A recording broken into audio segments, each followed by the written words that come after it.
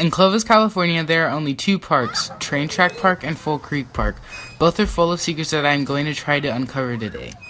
The first park I'm going to is Full Creek Park because the admission price is lower than Train Track Park. As soon as I got there, I could tell that finding clues is going to be hard, and I was correct. After about 10 long minutes of searching, I finally found a clue. The first clue we found is this metal bar that closely resembles a stick. So now we're going to go and look for other suspicious looking sticks. You may think that finding another stick would be easy at a park, but it was the opposite.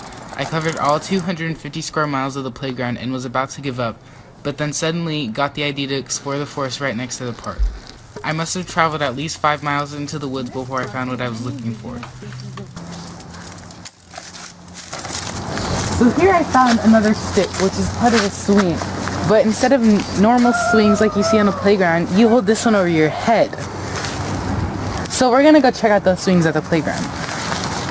Lucky for me, the playground was only 50 feet away from me. Oh, there's a crocodile.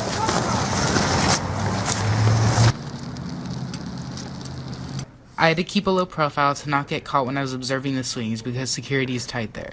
With my trusty binoculars and notebook, I got a lot of useful information from the swings.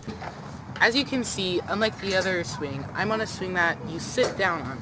This one is held up by ropes, and so are all the other swings over here. So now I'm gonna go look for some other structures that are held up by ropes.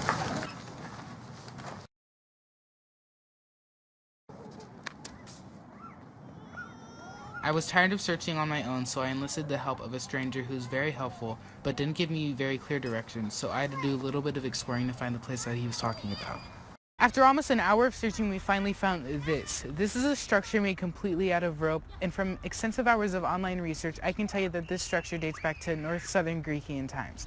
They used a similar rope structure for human sacrifice, and they sacrificed wooden stick figures so that Satan did not burn every citizen's pinky nail off. Before I left, I made sure to leave a wooden stick figure out of respect, and just to be sure nothing happened to me. Now, on to the next playground, Train Track Park. As soon as I entered the park, I was hit with some evil energy and fell to the ground. To my surprise, I had broken no bones on my fall. When I got a little bit further into the park, I started feeling a bit sick. The sickness intensified the deeper I walked into the park. I whipped out my trusty research book and looked around for any answers to what was happening. I found out that there was a beacon somewhere in the park that was transmitting nausea and that I would have to play a game of hotter or colder to find it. So that's exactly what I did. The park was very large, so there was a lot of room to roam around, which made my job a lot harder. I even threw up once from the effects of feeling sick. But not long after that, I found the source beacon thanks to my extreme intelligence. I climbed to the top of the structure to search for anything hidden. However, nothing stood out to me up there, and after only a few minutes I passed out. This is because the effects were the most strong up there.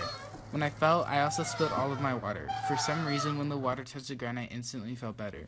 This really confused me, and I had to do some thinking to come to a conclusion. I believe that water disrupts the beacon and stops it from sending out sickness signals. It's kind of like how 5 minus 5 equals 0. But that's enough problem solving for today. After this experience, I don't think I'll ever explore paranormal parks again or set foot in a normal park.